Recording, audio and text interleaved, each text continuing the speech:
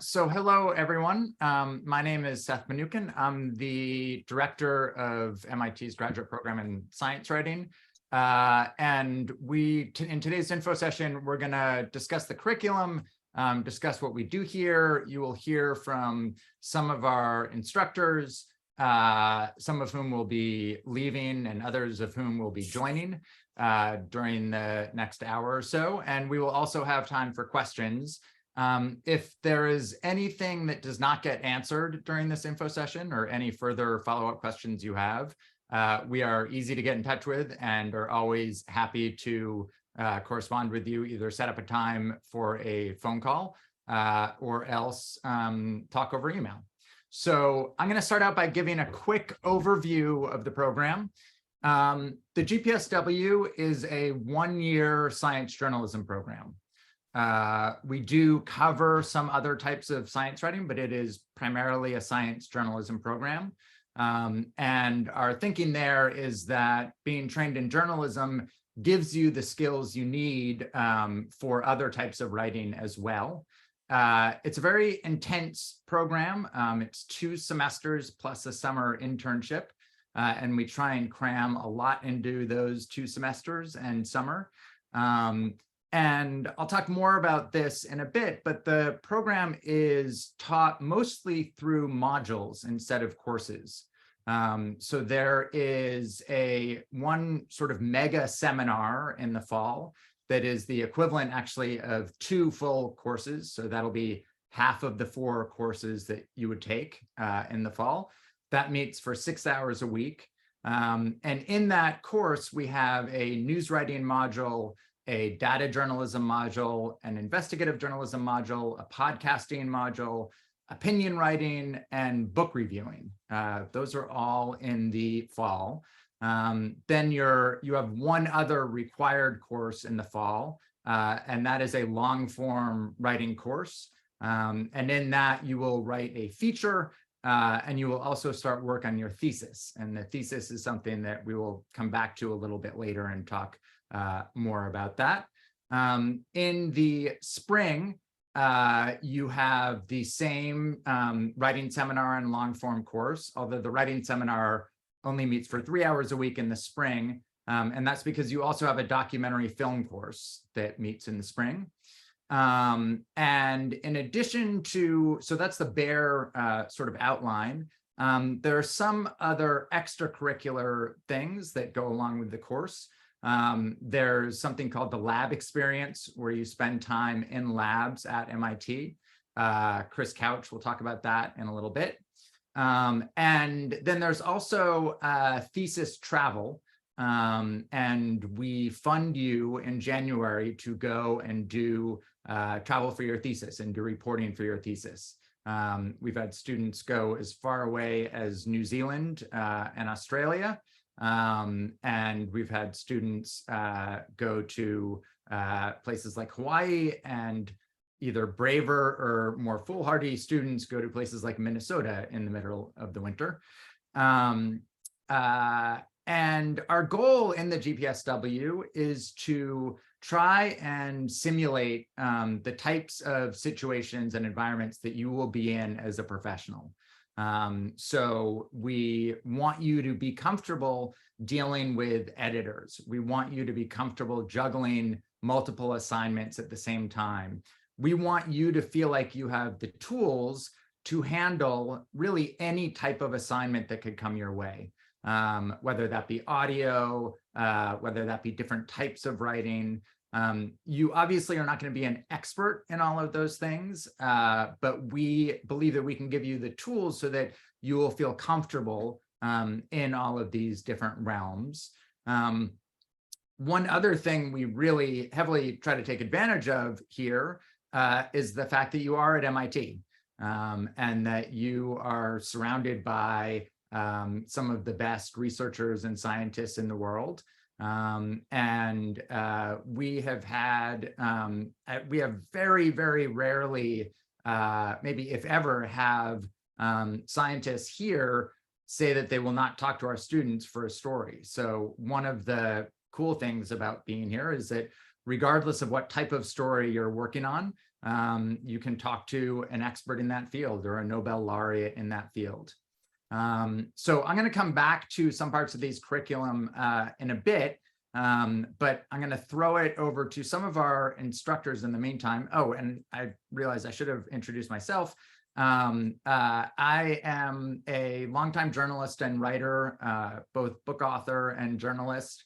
I've been at MIT for a little more than a decade. Before that, I worked in Boston and New York and Florida at a whole range of places. I think I've worked at every frequency of print publication you can work at, starting with websites where I had to file multiple times a day, dailies, weeklies, monthlies, quarterlies. So I've had a lot of experience and continue to be a working journalist.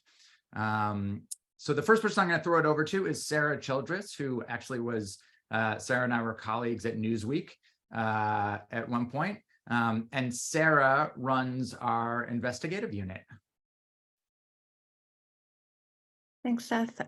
Great to have a chance to chat with all of you.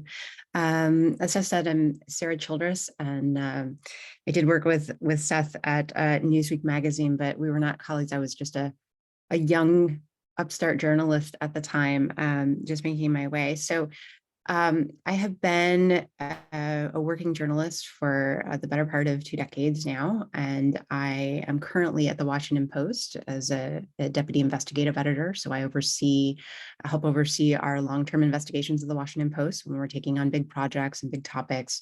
I'm one of the editors helping to decide what we'll be covering and how we'll be covering it. So before this, I worked at Newsweek, as you know. I spent time covering Iraq. For them, was in sub-Saharan Africa for the Wall Street Journal for many years, and then spent the last 10 years or so working for Frontline, helping to create, design and implement investigations for Frontline documentaries, podcasts, digital interactives. And now I'm at the Washington Post. So it's exciting to be teaching the investigative module here in this program, because investigations and the investigations I've been part of have been really diverse, all over the world and all kinds of topics. But one thing that's consistent in any good investigation, there's kind of a set of principles, of steps that you want to take to create a good investigation, a bulletproof investigation that's going to be thorough, that's going to be fair, that's going to be rigorous, that's really going to capture the voices of the people that are being impacted by a good investigation. And so the goal here is to really expose you to, what that process looks like, how a good investigation is conducted, and how to make sure that you're being as thoughtful as possible. And so it's a 4-class series that we do for the module, really taking apart the investigative process and then having an opportunity to sort of think through ethical challenges and other questions that naturally arise when you're a reporter, whether you're doing a big long-term investigation or a simple daily story. You're applying similar principles. So my goal is that when you walk away from this module, not only do you have a sense of how to do a big investigation, but even if you choose not to pursue investigative reporting, you're able to bring the thoughtfulness, the fairness, the rigor, that we learned about and talked through in the class, and apply that to any other journalistic work or any other field that you pursue. So, and I'm happy to answer any questions about that, or we can jump on to someone else. Yeah, so why don't I know Sarah and Karen both need to leave on the earlier side, so we can have Karen talk for a little bit, and then if there are questions for either Sarah or Karen before they have to jump off, we can ask them. Sarah works for the Washington Post, but is actually based in Boston, if you were wondering how we managed to have her teach here while working for a Washington-based publication. Actually, and there's a similar situation with Karen. So with that, I will throw it over to Karen, who teaches our feature segment in the fall. Hi, just bragging here. It's a gorgeous day in Cambridge. It's not always cold and miserable in Boston. I'm sitting in my wonderful estate here, backyard. So I am by day I am a USA Today health writer covering the pandemic and cancer and neuroscience and just about everything else. And teach this section. I think it's 12 classes this year.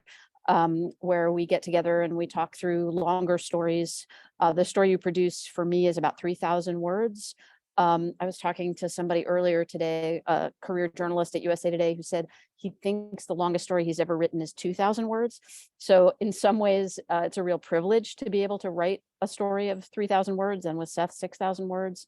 And so we'll spend a lot of time sort of deconstructing other people's stories of that length and thinking about who to talk to, how to describe scenes and characters and build a story that you will be very proud of and hopefully be able to publish after the semester.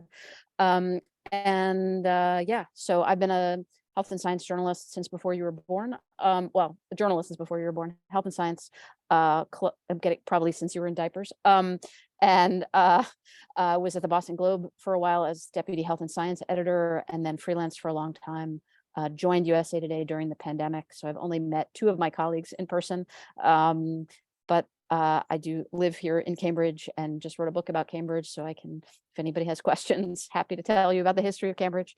That's about it for me. Great. So if there are any questions for Sarah or Karen, speak up now. We can hold them on for a couple more minutes, but you can either ask questions in the Q&A section or in the chat, and we should be able to see them.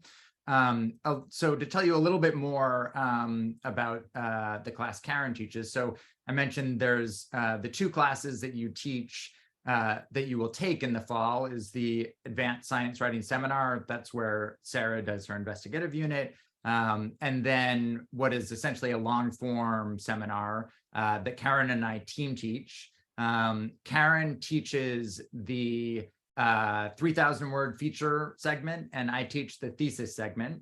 And the thesis is a 6,000 word feature that you start work on in the fall and you work on through the end of your time here, through May. And that culminates in thesis day in May. You all will get individual advisors for your theses.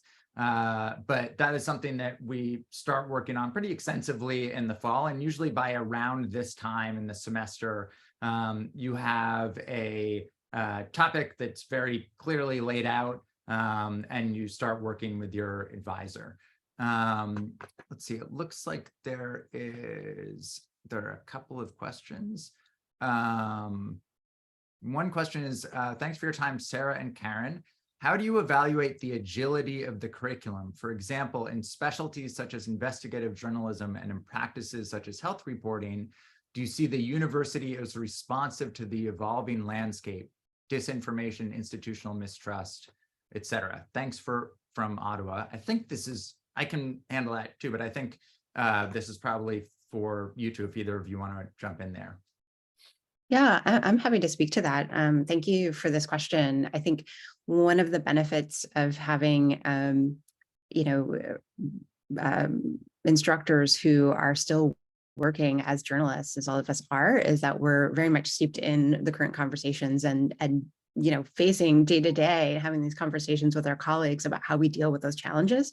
And so we absolutely bring that into the classroom with us. And we often have really I certainly find in our section, we start by talking about what makes an investigative story fair and how you think about approaching people, how you present your work, and how you keep in mind that people are going to be critical or going to perhaps be disbelieving of your work. And we have really lively discussions about that. So it's certainly something that is top of mind for me in my daily work, and something that we want to help the students think about and prepare for as they're going to apply that to what they're doing as well. Great, thanks. Yeah, I mean, I would say the same thing. I think that one of the strengths of the program is the fact that we are all working journalists. which means, I will bring in examples of what I'm doing today, not 20 years ago.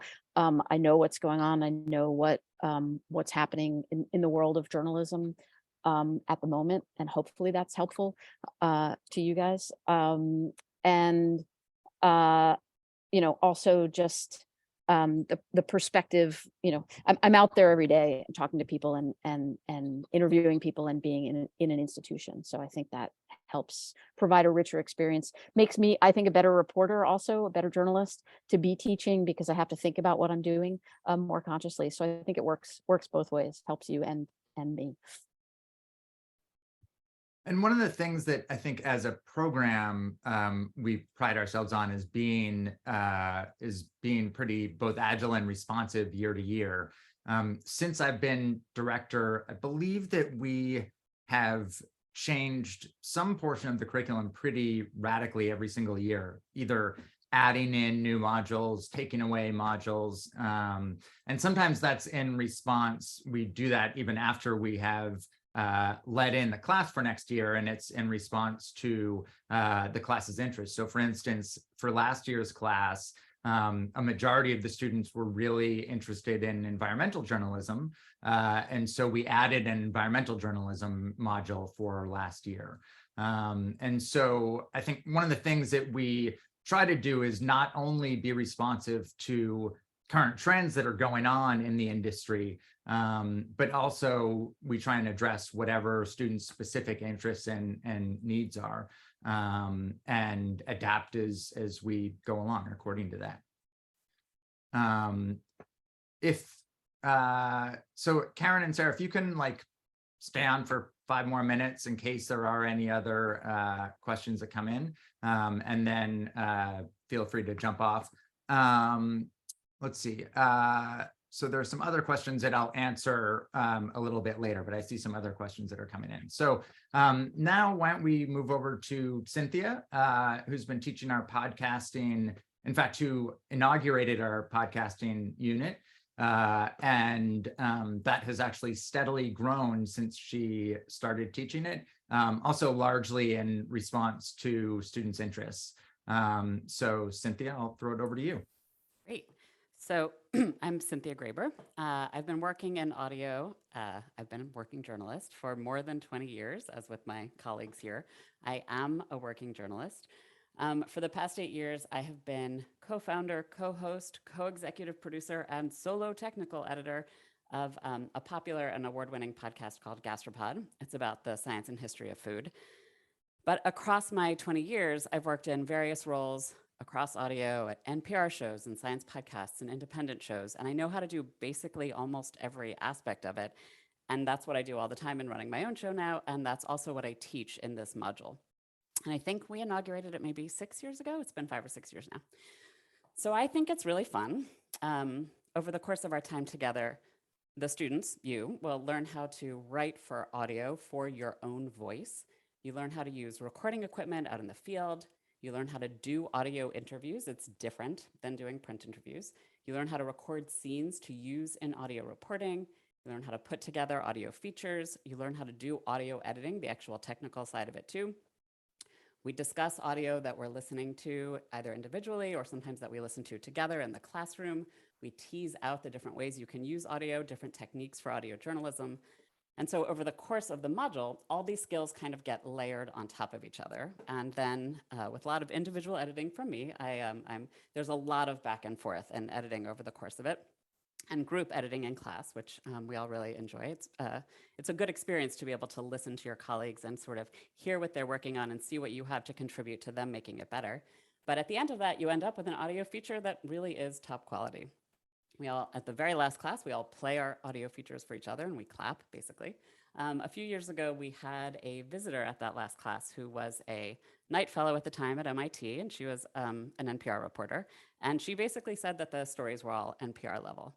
So, and the students, not everybody goes on to work in audio, but many have taken the skills that they've learned in this module and then used them in their future jobs as well.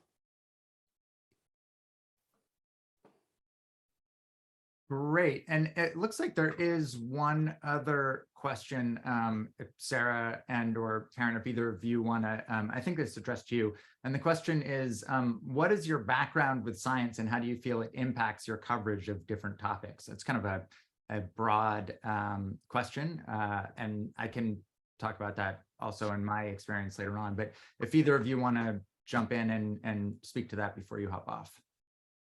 Sure, I can start this time. I have no academic background in science. I did not like science as a student, as an undergrad or high school. My last official biology class was in 9th grade, and I've never taken physics.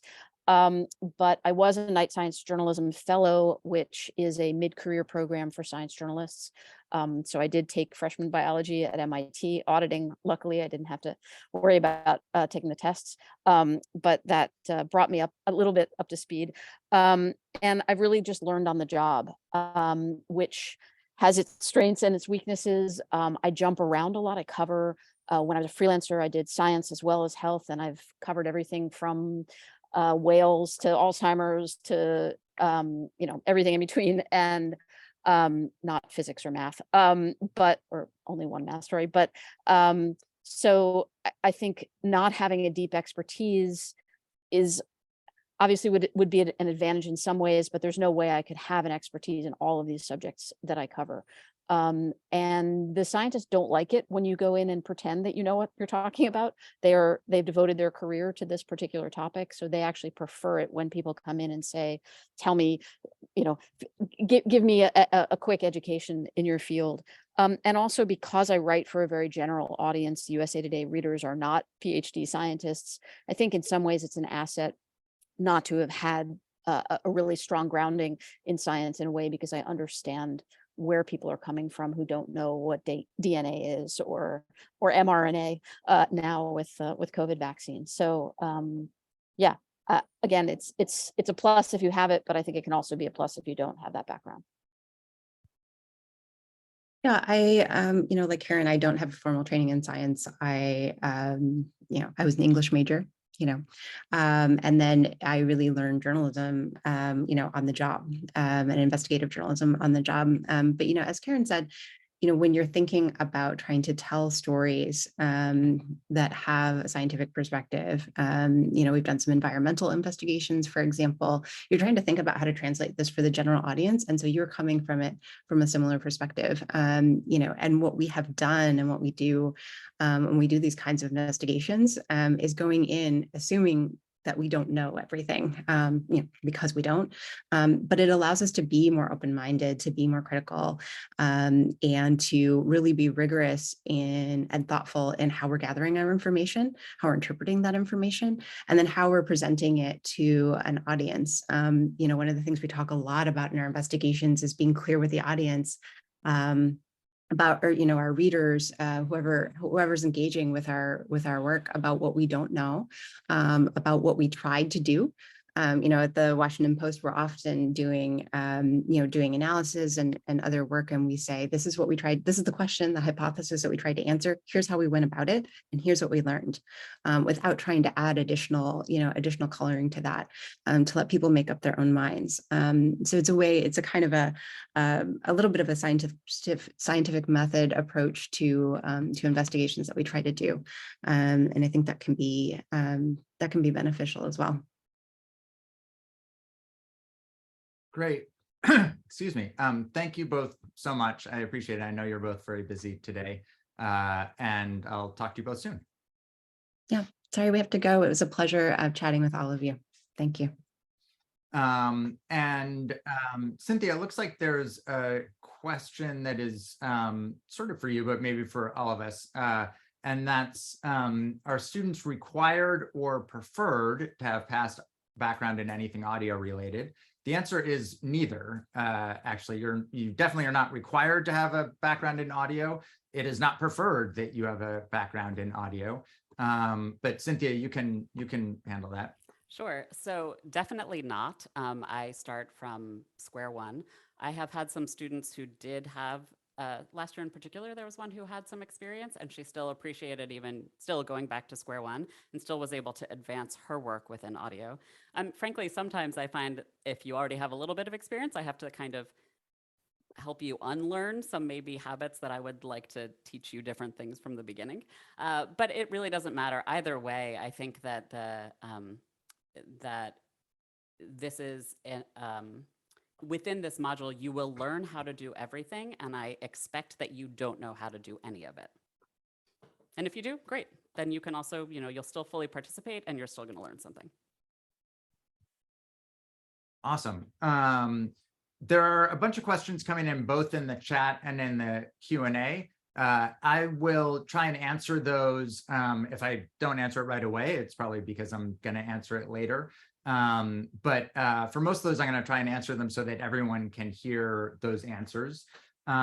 Before we do that, I just want to talk a little bit about the rest of the curriculum. So in addition to the people who you saw here today, let me hang on, find my screen and share my screen.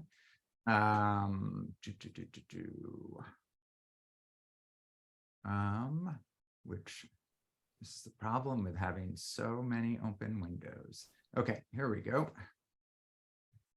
Okay, so hopefully people can see my screen now. Yes, Shannon, can people see my screen? Or Chris, nod if you can. Yes. Yes. Okay. Yep. Awesome. So this is on our website, which is just sciright.mit.edu. You'll find a lot of information about the program, including information about our instructors. So obviously not everyone can be here today. You just heard from Sarah. Emily Anthis, who actually this year is not teaching, but taught last year and will teach next year, is a New York Times reporter who teaches our essay section. Tim Deschamps has taught our news section. He's an Ars Technica writer and editor. He's taught our news section for years, along with Veronique Greenwood, who is a very prolific freelancer. Dawn Fallick is our data journalism instructor. That's another module that we have in the spring. There's Cynthia. Ashley Smart, who is at the Knight Science Journalism Fellowship, teaches our opinion segment. And then you'll see people like Kim Tingley and M.R. O'Connor, who are thesis advisors. I'll talk about that a little bit more when I go into more depth about the thesis. But again, one of the, I think, strengths of having a small program is that we can really work to meet students' needs. And that includes finding thesis. If you are working on a thesis and we happen to know someone in the industry that has special skills in that area, we will go out and try and hire them to be a thesis advisor for you. So if you want to learn about the rest of our instructors, you can do so here, anyone who you're not seeing today. The other main segment that we have is an essay writing segment that's taught in the spring, and that is also part of the seminar, the science writing seminar that is taught in the spring. I'm going to try and hit a couple of these questions now. So let's see. A question is, what formal writing training experiences are prerequisites for the program? So I'm going to just talk to this very generally.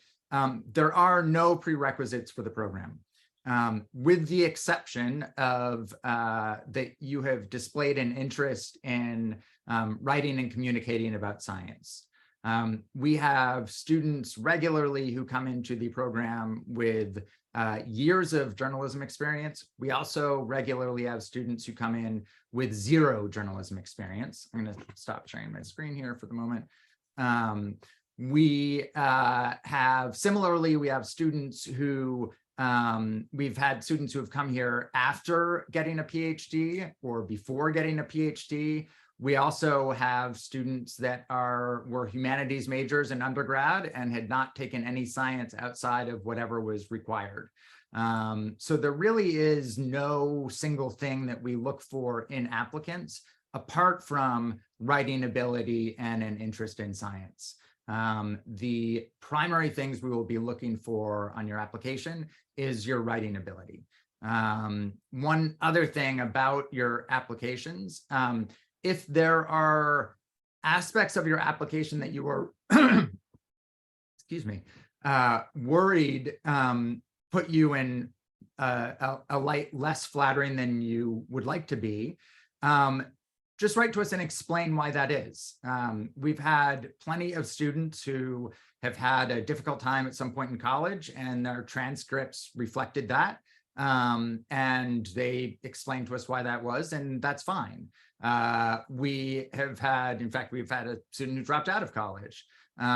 So we are, I think, a little bit atypical in graduate programs in that there are no sort of cutoffs in terms of GPA, in terms of standardized test scores or any of that. Really, the primary thing we look for is writing ability. Let's see. What are some tips? I'll get to that later.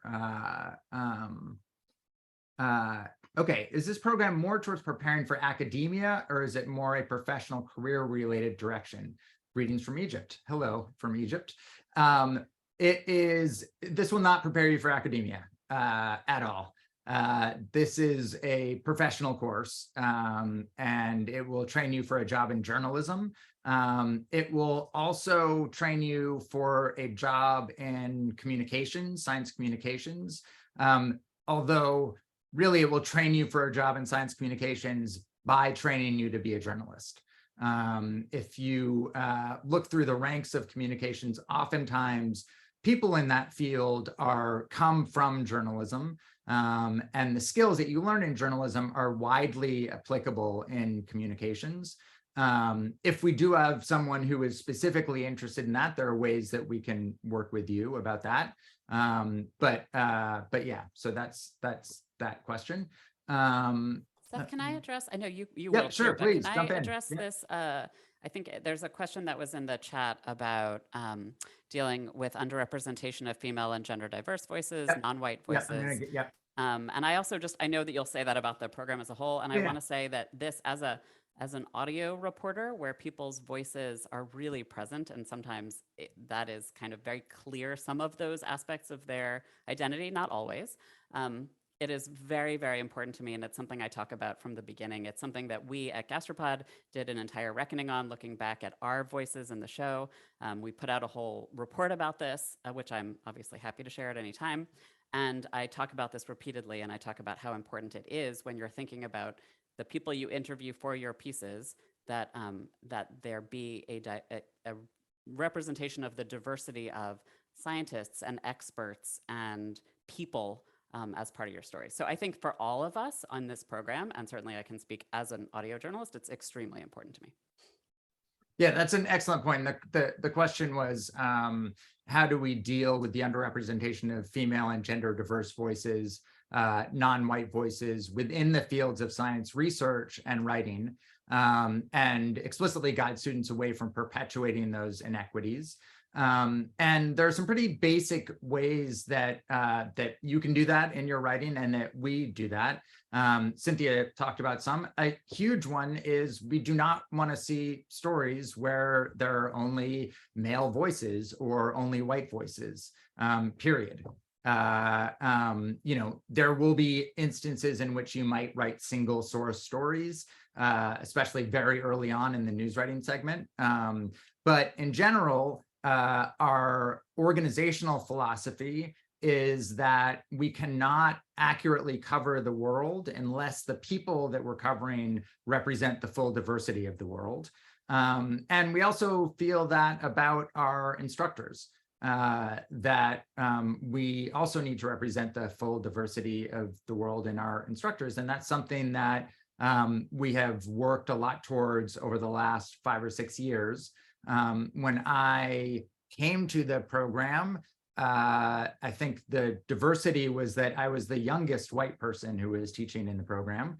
There were, I think, 3 white men and 1 white woman.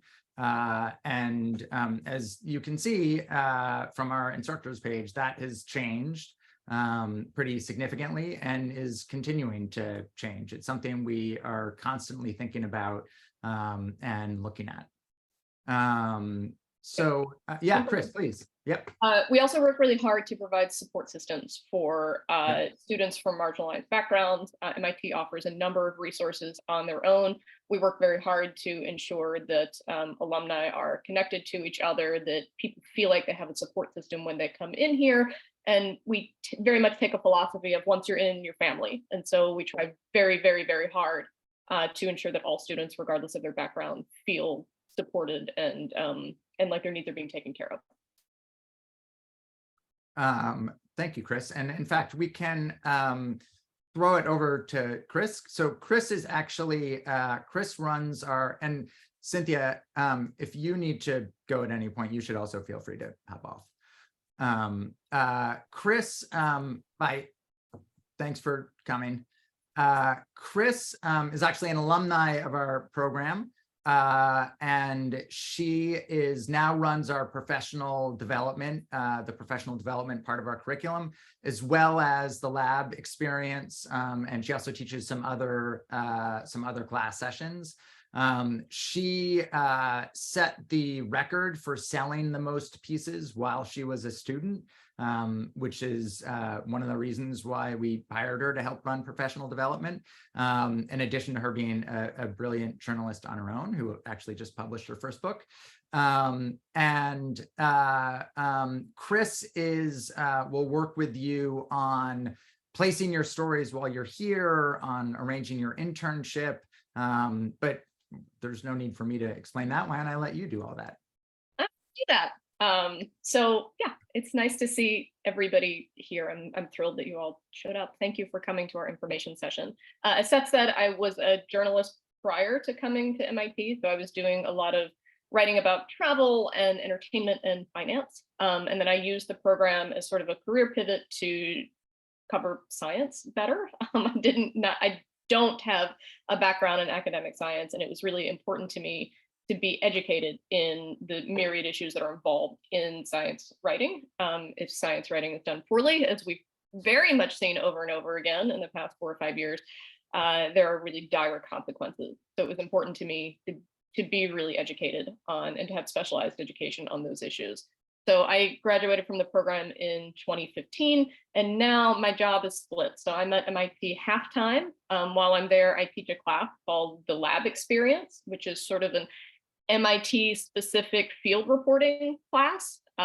For that class, students pick 2 labs. It can be labs at MIT or Harvard or kind of anywhere that they want the labs, anywhere you can reach. And then students spend 6 hours in each lab.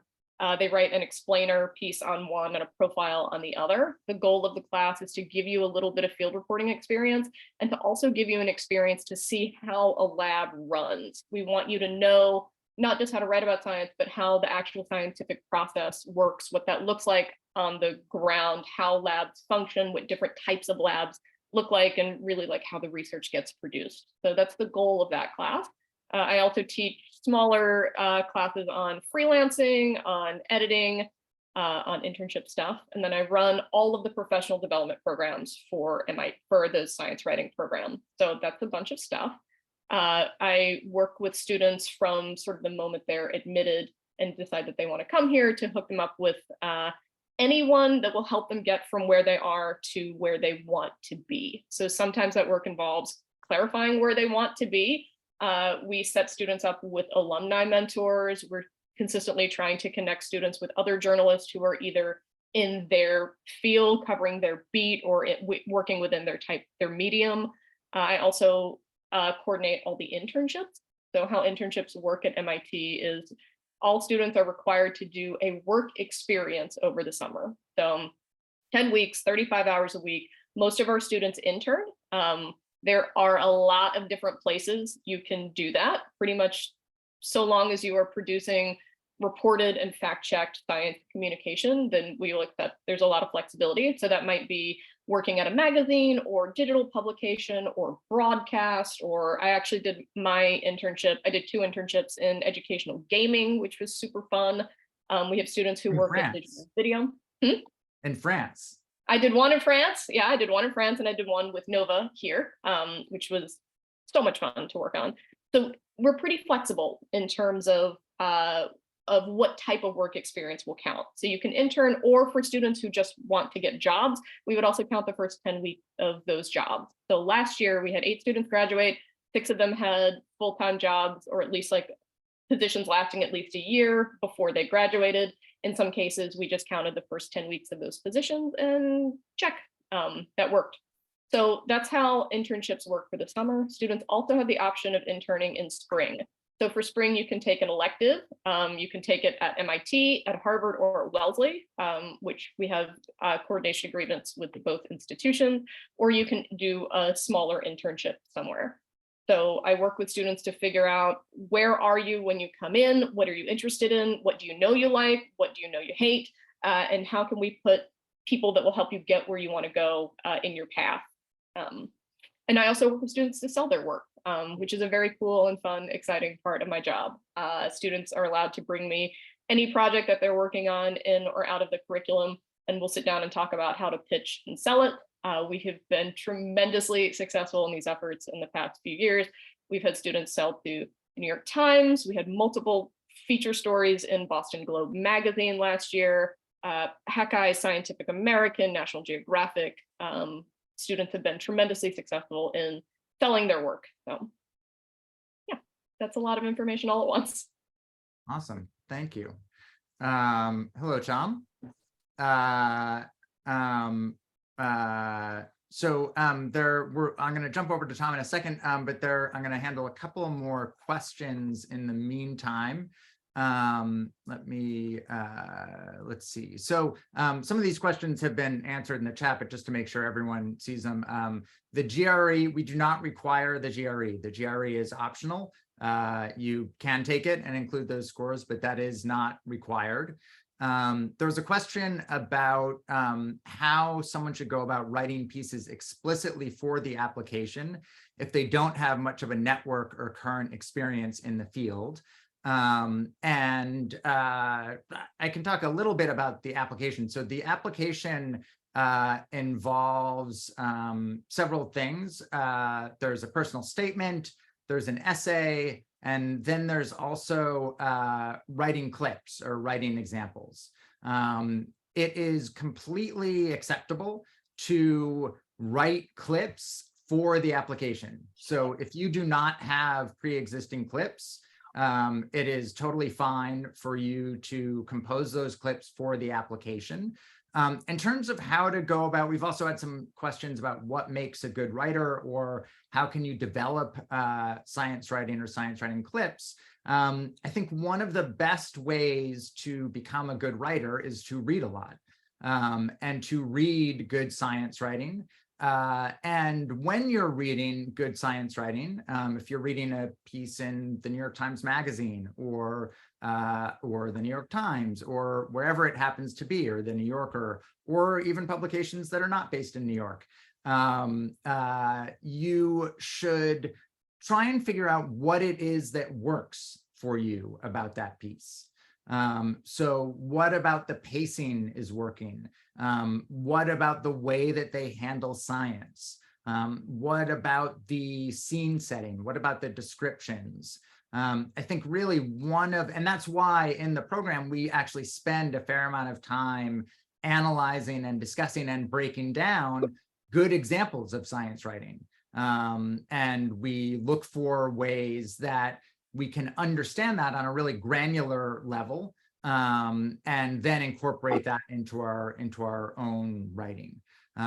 So hopefully that answered some of those questions. There was a question about, oh, that question just disappeared. Can I also include non-English published science pieces of news? No.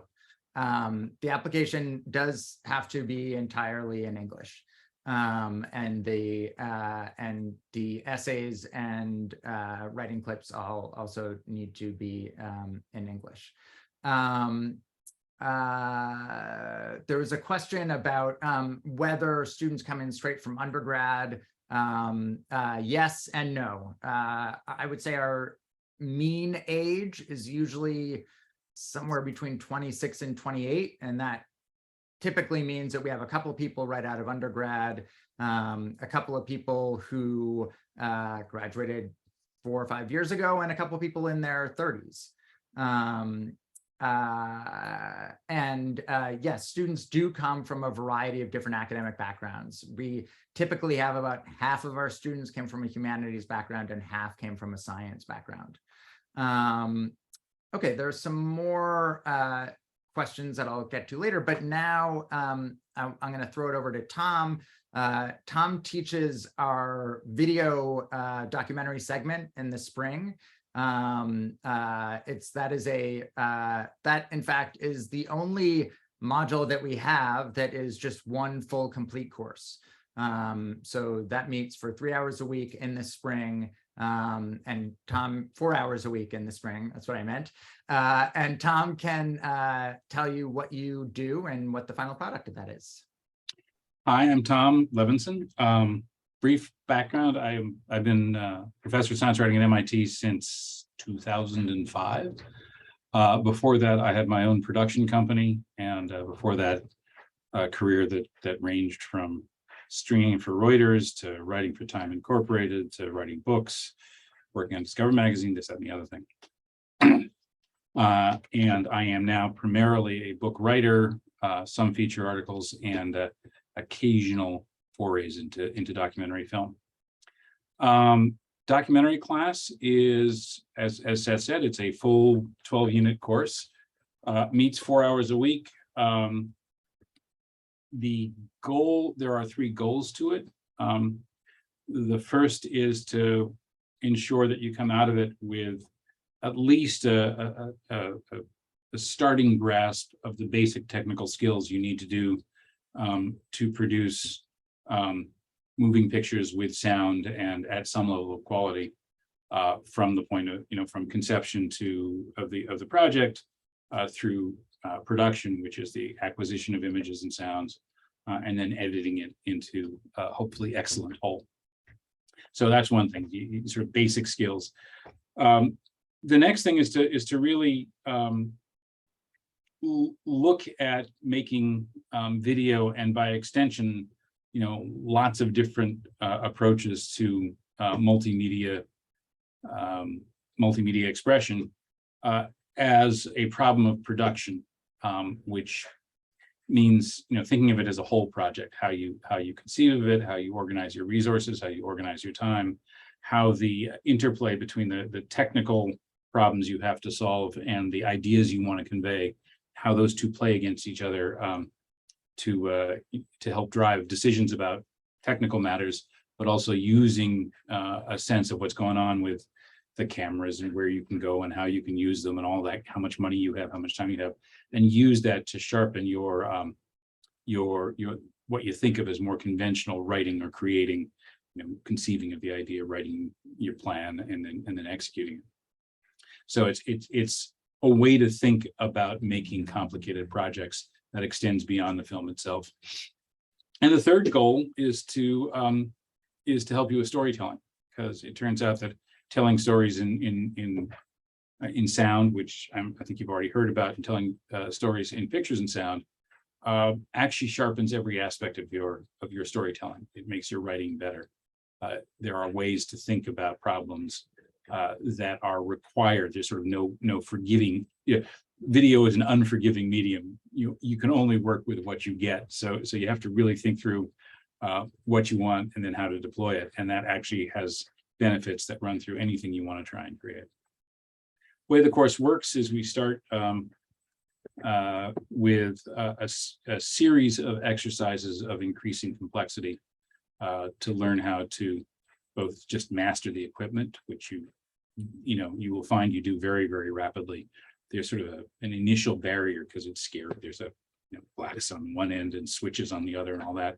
But it turns out that everyone who's gone through the program has really, I think, gotten hold of the basic technical side of things very quickly.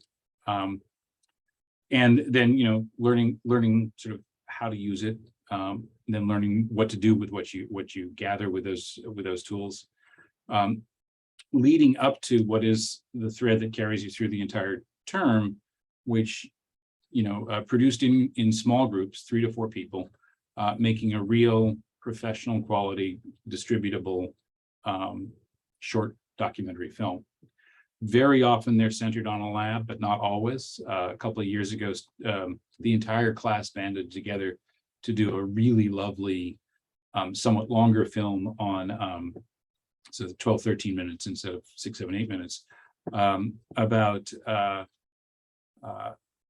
small, very fine particulate pollution coming from highways and the experiences of the town of Somerville, which is right next to Cambridge, which is where MIT is, for those of you who aren't locals.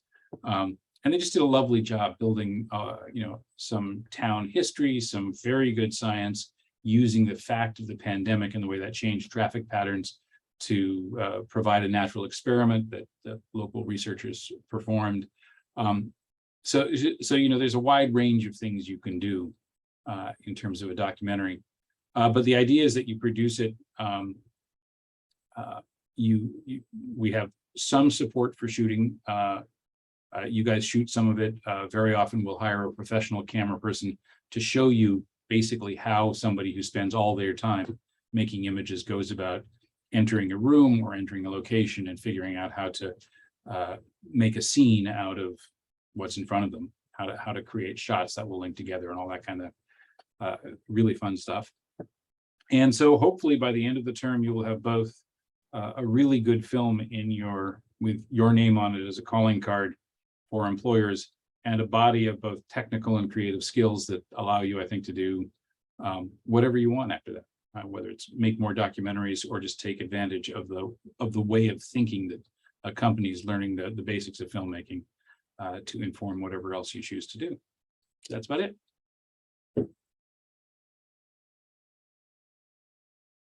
Thank you, Tom. And if people have questions for Tom, I think Tom can stick around, but if people have questions, you can throw them in the chat and we will get to them also.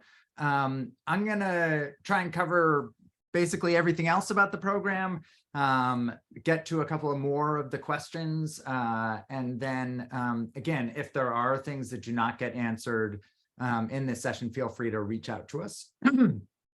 There was a question about where to look for good science writing. Shannon actually included a link to this in the Q&A portion, but there is a book that's published every year, Best American Science and Nature Writing, and that's a great place to look also. It includes a pretty broad range of types of science writing in it. So if you don't want to wade through various publications, searching things out, that is also another thing you can do. I'm going to talk a little bit about the thesis, which is, I think, one of the things that makes our program unique and is really a central part of the program. So as I mentioned at the top, the thesis is a 6,000 word feature article. The reason that it's 6,000 words is because that is more or less the maximum length that regularly appears in American publications. So if you're looking at long features in The Atlantic, in the Times Magazine, and Vanity Fair, and the New Yorker, 6,000 words is around the place where those long features sort of max out. There are definitely pieces that run longer, but that is, I would say, a typical length. And the thesis, similar to every other aspect of the program, is a place where we want to train you and put you in situations that you are likely to face professionally. The thesis used to be 10,000 words, and we changed it because we decided it didn't make sense to have you write at a length that you were unlikely to be writing at professionally. The thesis is taught in two ways. I teach the thesis seminar, which is a year-long class. In the fall, as you heard, Karen Weintraub teaches a segment of that on a 3,000-word feature. And then you work one-on-one with an advisor. That is a relationship that is essentially like having your own private editor. And having a private editor who also happens to be really accomplished in the field. We make those pairings based on personalities, on expertise, and also on areas of interest, both in terms of specifics, what you're writing about, but also in terms of careers. If you want to do the type of writing, and we have someone, or I know of someone who specializes in that type of writing, we'll try and make those pairings. And that gets to another part of our program that we take very seriously and is very important, and that's mentorship. I think Chris said that the program is a little bit, this might be an old reference, but a little bit like Hotel California, in that you will graduate, but you will never really leave the program, whether you want to or not. We want you to be a part of the GPSW community forever.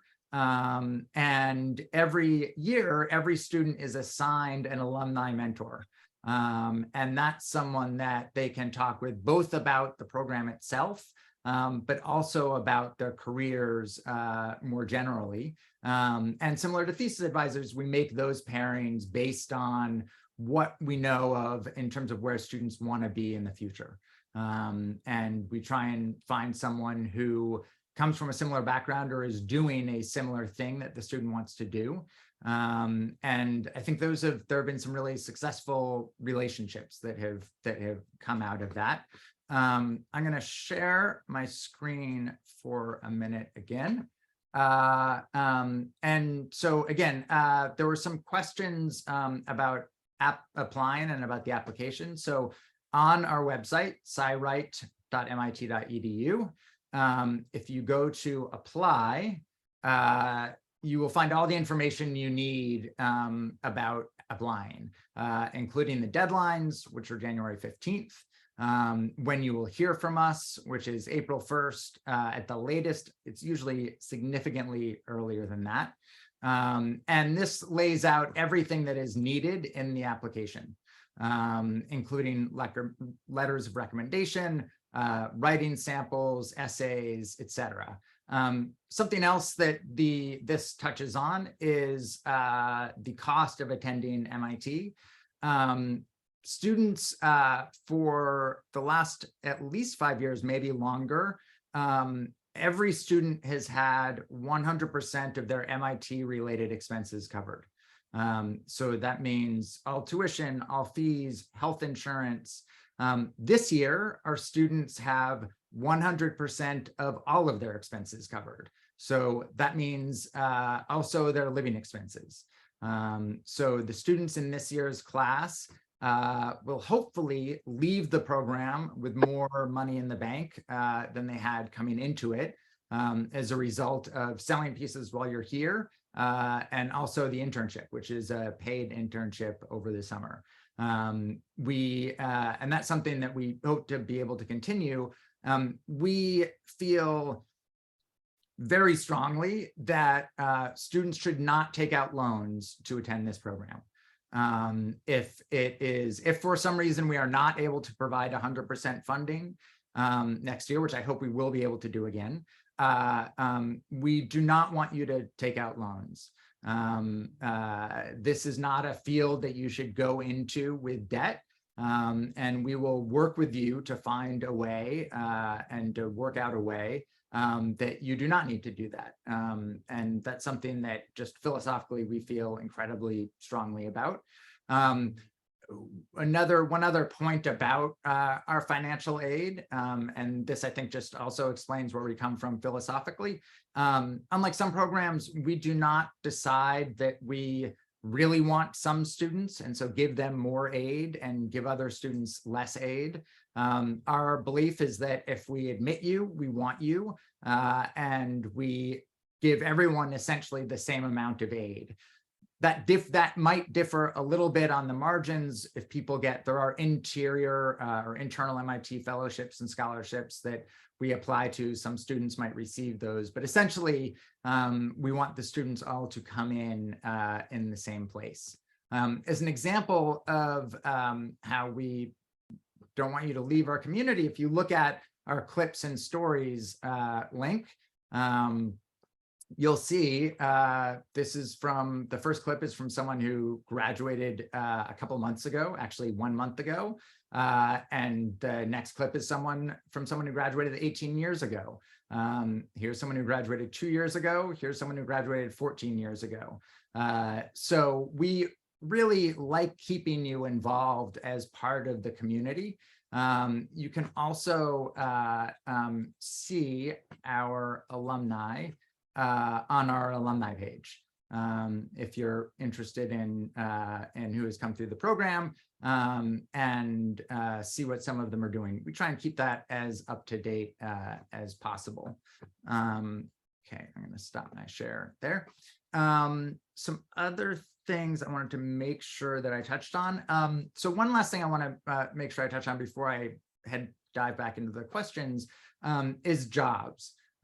We view making sure that you are gainfully employed when you leave the program as much a part of the program as we view making sure that you actually get a degree. And we work with you on that, and we take a lot of pride in the jobs that our students have.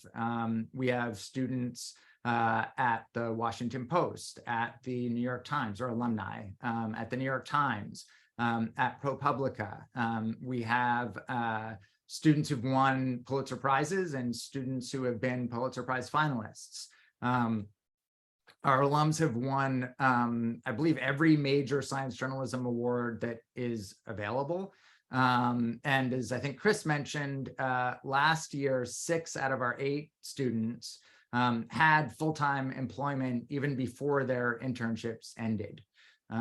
So students didn't plan on freelancing. They took specifically, we set up an independent study and they did a freelancing course with me through summer, and in one case also in spring. And so that was their plan. And we also there are students that would prefer to freelance, and we work with them on trying to figure out ways. In fact, I just was meeting with a student from last year's class to figure out how to arrange her freelancing life in a way that ensured that she was going to be getting enough income coming in each month so that she wasn't worried about paying her rent, and also could take advantage of the freedom that freelancing gives you to explore longer projects and projects that are more passion projects. What you do after you leave the program is, as far as we're concerned, as important as what you do when you are here. I'm going to look at a couple of more of these questions. So one question, this is a great question. Should the writing samples be specifically science writing, or can they be general journalistic pieces or other pieces of writing? They should deal specifically with science in some way. They don't need to be, and in fact should not be, like technical descriptions of science, but they should engage with science in some way. That can be engaging with the culture of science. That can be a profile of a researcher. It can be a description of your relationship with the natural world. But it should engage in some way, in some basic way, with science. A question, would love to hear more about what kinds of resources support are available to help students find their beat within science journalism. I'm not sure I totally understand that question, but I can address it in the following way. So we know that in a 2-semester program, we are not going to be able to teach you how to be experts in every area of science. In fact, we may not be able to teach you how to be experts in any one area of science. What we do is teach you how to ask questions in every area of science, and how to ask the types of questions that you need to ask to be able to answer what you need for your readers in any area of science. And that's something that we think is really crucial. In terms of finding their beat within, students finding beats within science journalism, we don't push people towards one beat or another. That's something that we let the students decide. And so, as I mentioned last year, an overwhelming number of students were really interested in environmental journalism. And so we added an environmental journalism module to the curriculum last year. There's no, if all 8 students one year end up writing about medicine, or end up writing about the environment, or end up writing about physics, that's fine with us. We don't try and make sure that there is that students are checking off different boxes within the sciences. We really want you to focus on what you care most about. That does not mean that if you come in with an interest in environmental journalism, that is all that you will do. In fact, we will make sure that that is not all that you do. And so, for instance, if you're writing your thesis about environmental journalism, we will ask you to write your feature about a different area of science. Again, just because we want you to get experience in as many different types of science as possible. I noticed that as the sun is coming in from my window, half of my face is disappearing. Hopefully that's not too disquieting for anyone. Okay, another question about the application. Okay, the application instructions say, writing samples should showcase a candidate's writing skills and demonstrate their ability to break down complex scientific concepts or controversies to a general audience. And the question is, does that mean it's required that the writing samples center around scientific concepts, or is it okay for science data to feature more as a point of detail in the samples submitted? So again, we want you to engage seriously with science. That does not mean that you need to explain the current controversy in quantum physics. We also want you to work to your strengths. So I think instead of trying to write about something that you're not comfortable with, if you don't have pre-existing writing clips, put together clips that you feel like best illustrate how you can deal with science and how you do deal with science. Again, it is not unusual for our students to not have a hard science background and to come from the humanities. We have plenty of students who were undergraduate journalism or creative writing or history and literature majors. That is fine. What counts as a good recommendation letter for those coming from the science field? That's a good question. And here's the advice that I also give to our students. When you ask someone to write a recommendation letter, do not just ask them to write a recommendation letter. Ask them if they are comfortable writing a glowing recommendation letter. We have gotten some recommendation letters that have been shockingly negative. So when you ask someone to write a recommendation, just be very blunt and say, are you comfortable writing a over-the-moon recommendation for me for this program? And a good recommendation letter can deal with your ability to handle challenges, how you work as part of a team, whatever that person has had the most experience with, but also ideally some aspect of how you deal with science. However, if you do not have anyone who can write that sort of recommendation letter, that is completely fine. We don't recommend certain types of people to for recommendation letters. Professors, PIs, bosses, editors. Don't ask like your best friend. It should be someone who was in some sort of supervisory capacity. So that could be a professor, it could be an editor, it could be a PI. Those are all completely appropriate. Will we be interviewed as part of the application process? You will not. We receive way too many applications to interview everyone, unfortunately. We will talk to everyone who gets in quite extensively as you're making your decision, but we cannot interview everyone. Can our samples be published news clips addressing science policy in a more general feature-like approach, or should they try to be more analytic? No, they absolutely can and should be news clips. I would say that that is preferable to being analytic. The types of clips that we want to see are essentially science writing for a general audience, because that's what we do. We translate science for general audiences. Yeah, so hopefully that answers that. Sorry to jump in. No, please, The place to get started is on our news page. You can look at every day we post a news story that some alumni has done. You can get a good idea of the range of the types of work that our alumni do if you're looking to figure out what is a good science writing clip. Let's see. Jumping on a previous question, if we've authored a published review paper, is it all right to include, even though it's academic? You can certainly include it.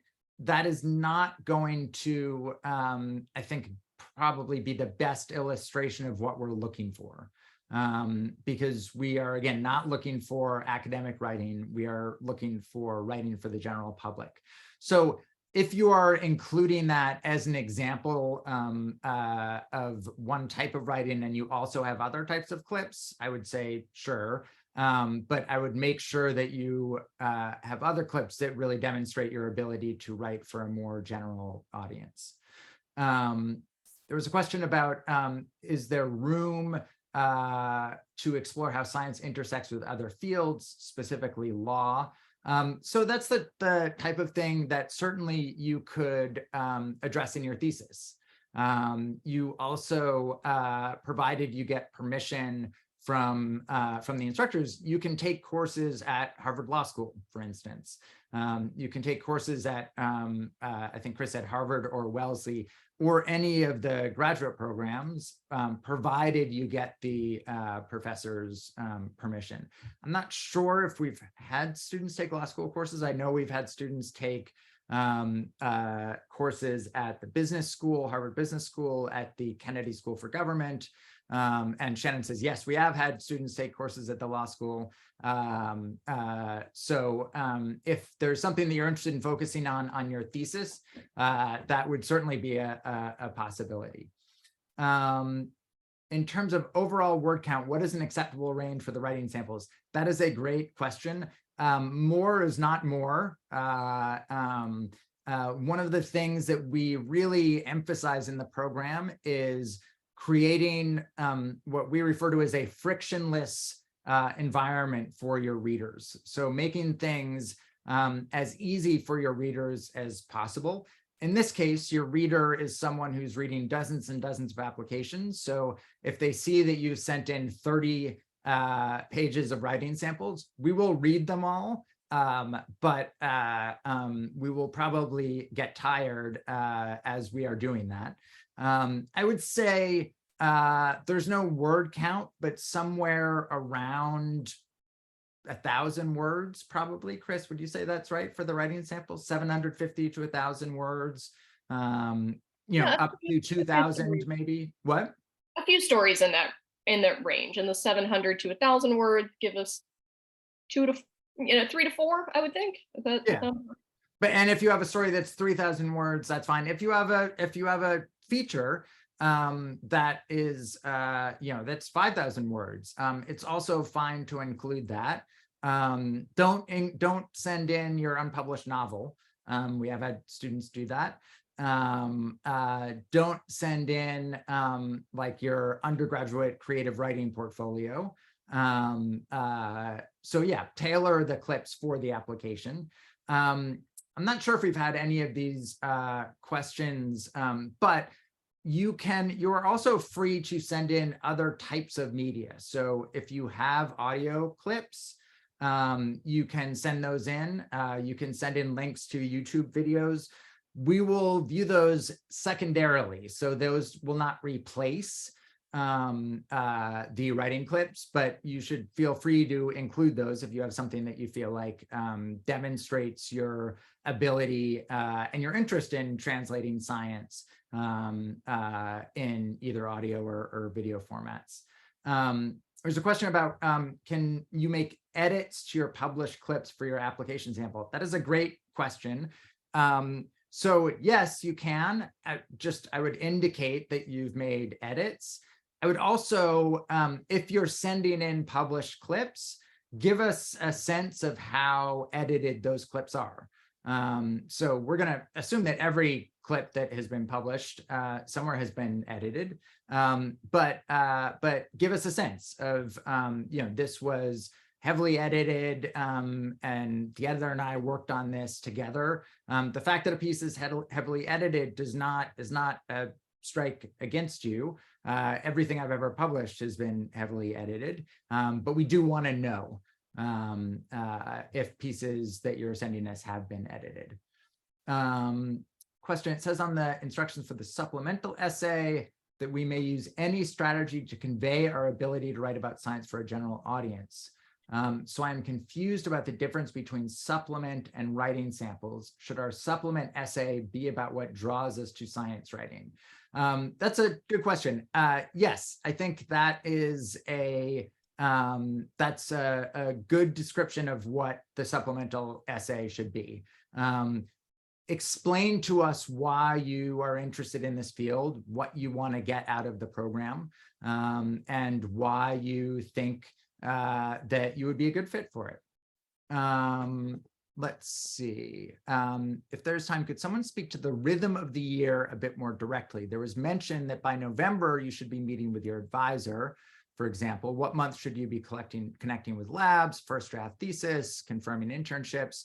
That's a great question. One of the things that we try and do during the course of the year is simulate a professional environment where you might have different deadlines coming up all at once. And so there are a couple of points in the year that are usually fairly high pressure. I would say November is one of those, when you're dealing with your podcast, the first draft of your 3,000 word feature, you're honing in on a thesis topic, and you're dealing with some news stories. So November is one of those periods. And then I would say April is another one of those periods when you're nearing the end of your thesis and are also working on the documentary. The documentary editing process is a pretty intensive process. In terms of the overall rhythms, in terms of connecting with labs, Chris starts to introduce that at some point in the fall. It sort of depends year to year on where we fit that into the schedule. But we would like you to start connecting with labs in the fall semester. And then a lot of students will do those lab visits during January. And at MIT, the winter semester, fall semester ends around December 14th. Spring does not start until February. So there's essentially a 6-week break. That's the period that you'll do thesis travel and research, and also might start to do some of your lab. In fact, hopefully we'll start to do some of your lab work during that time. And then first draft for thesis, we usually look for that in mid-March.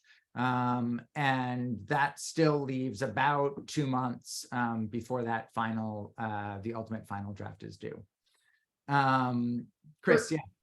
For internships, we start talking about internships the second week of class. So we're getting you started really early. Students meet with me one-on-one throughout the year to sit down and figure out where are they, what do they like to do, what are their ideas on what their career could be or should be in the sort of immediate post-MIT future. And then we start working on that really, really fast. So internship applications for newspapers are due excruciatingly early. Many of them are due in the October, November area. A lot of students, some students really jump on that and they want to apply for those, others don't. For the most part, most applications are due sometime in the December to February range, and then students are interviewing for their internships in the March, April range. And so we work with students during that fall semester to really get their materials up and running, to make sure they've got a portfolio, a resume, a cover letter that's been edited, to make sure that they're highlighting projects that they've done and that the work that they have done in class is accessible to editors. And then they sort of spend the second semester really working on whatever it is they're going to do next after MIT. We have a question. Do we separate applicants into brackets based on if they're coming from a scientific or journalistic background? We do not. And we don't separate the class into those brackets either. We're essentially looking for the same thing from everyone. But again, I would say roughly half of our students come from a science background, and roughly half don't. Roughly half of our students have some journalism experience when they arrive here, and roughly half don't. So there is nothing that would disqualify anyone. There's no type of experience that would disqualify anyone. There's a question, are any of your students ever parents of young children? If so, are there resources associated with the graduate school more broadly that can support individuals with children who choose to take on this program? I can see that Shannon wants to jump in here, and will in a second. I will speak generally we take students and health, and we define that very broadly, as seriously as we take academics. So there is an enormous amount of resources, both within our program and within MIT, for dealing with any type of issue. We want to make sure that you are comfortable and content during your time here and healthy. And we define healthy as both being physically healthy, but also not getting overly stressed, not getting anxious to the point of distraction. So in general, there are a lot of resources available. And I would say Shannon is actually one of the biggest resources that is available specifically to the GPSW. But the fact that as you can see, we have 8 students a year, we have many more than 8 instructors. We take personalized attention really, really seriously here. So Shannon, I'll let you jump in. Yeah, I just wanted to respond to the overall MIT support. So in the Office of Graduate Education, there is an assistant dean whose whole job is support for graduate students with families. And there's a spouses and partners group. There is a daycare center on campus. It's competitive to get in, but there's a daycare center on campus, and there is a business almost of graduate student spouses who also run daycares in their dorms. So while the program is very intense and it may be stressful for you to trying to be raising small children at the same time that you're attending this program, there are a lot of structural resources built in at MIT to help support you if you choose to do that. And speaking to that also, let's see, is there a general MIT page with COVID era policy updates? I think Shannon is going to answer that specifically. But speaking to that more generally, the basic requirements of the program are that you attend classes in person and that you meet your deadlines. You cannot be a remote student, although there are allowances for remote classes.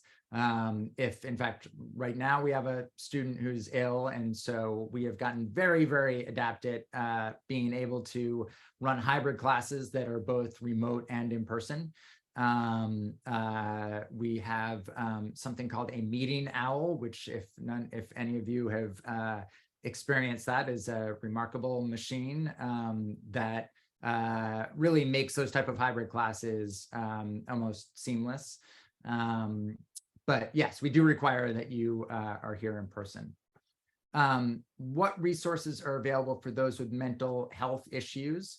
Shannon, do you want to address that specifically, or yeah? Yeah, sure. So MIT takes the health of our students very seriously, and that is physical health and mental health. The student mental health and counseling is on campus at the infirmary, and your insurance covers it completely, I believe up to 2 visits a week for a year, something like that. There are also support deans in the Office of Graduate Education. There are support groups for various and sundry types of things, like for instance, ADHD or sleep coaching. There are a lot of resources. There's also my office, which you can see right behind me, which also includes a bowl of candy, stuffed animals, and a box of Kleenex if students want to have just a small meltdown and then get on with their lives. But we, as Seth has repeated over and over and over again, we care deeply about our students. We care deeply about their health while they're here. So the answer to that question is yes. There are lots of supports for students with mental health issues. There was one question which I've been avoiding because it's a tricky question, which is what makes a good writer? I've been avoiding that because that's a tough question. I'll try and answer that for myself. There are obviously many, many different types of writers.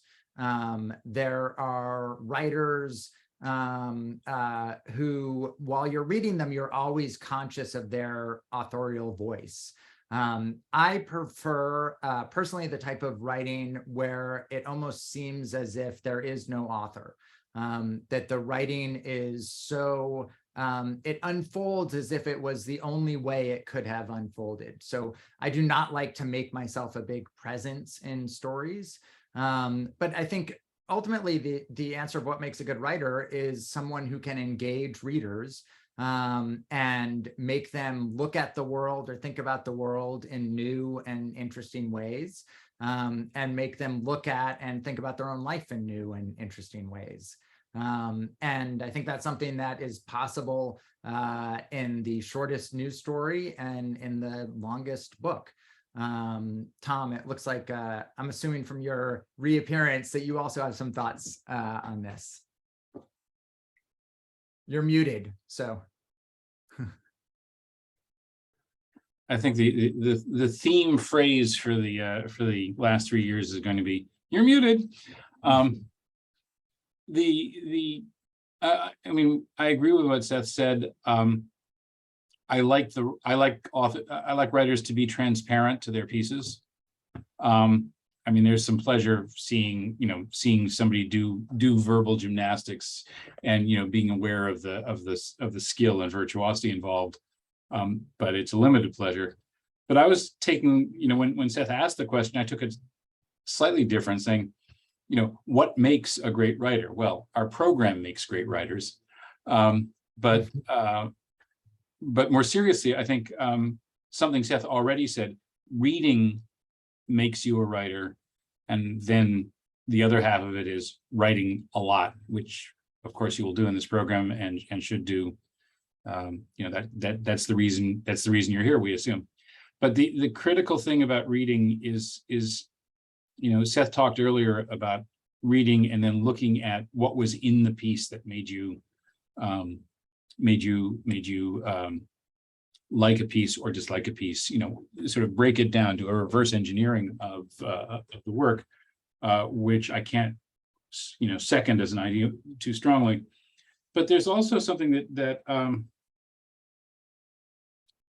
you should, the other thing that I think has really been part of the lives of every writer I admire that I've spoken to at any length on this,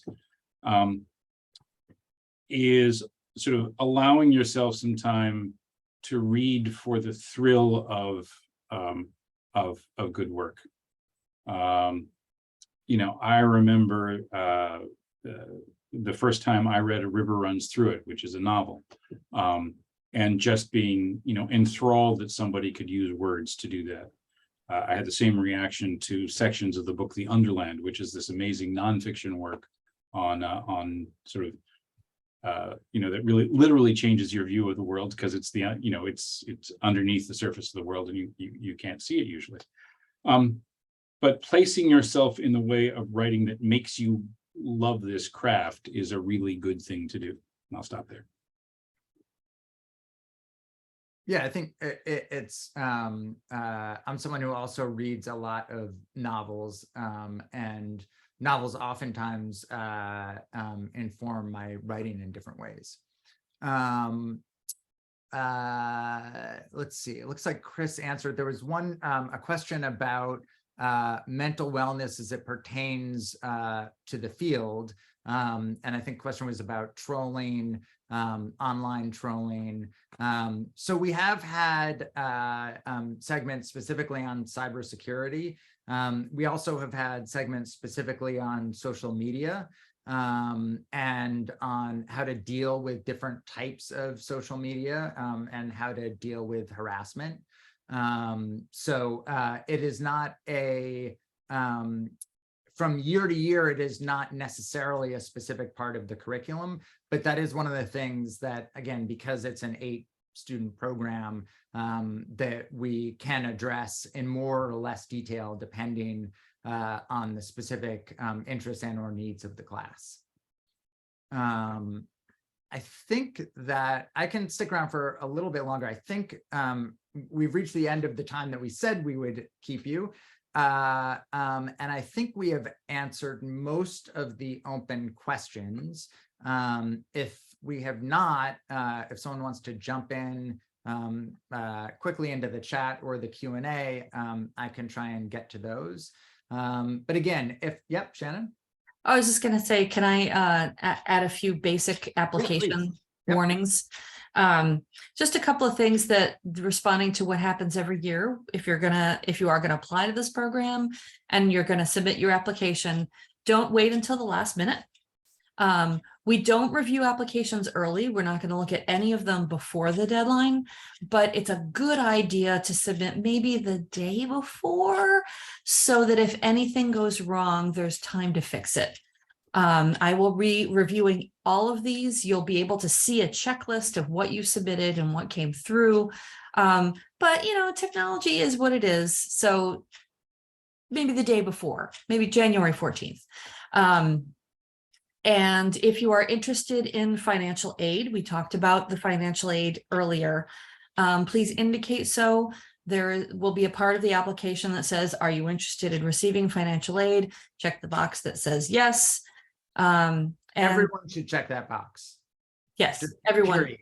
Everyone should check that box. It doesn't matter where you're coming from. Everyone should check that box. Yep. And if you have questions about the application, please ask them.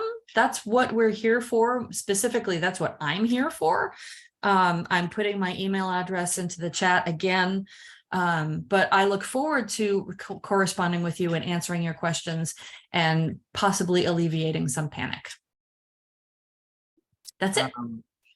All right. I don't see any more last minute questions coming up. So just echoing Shannon, if there are things, if there are further questions that come up, please feel free to reach out to us. Oh, one thing I did want to mention about the application process, just to explain how we deal with your application.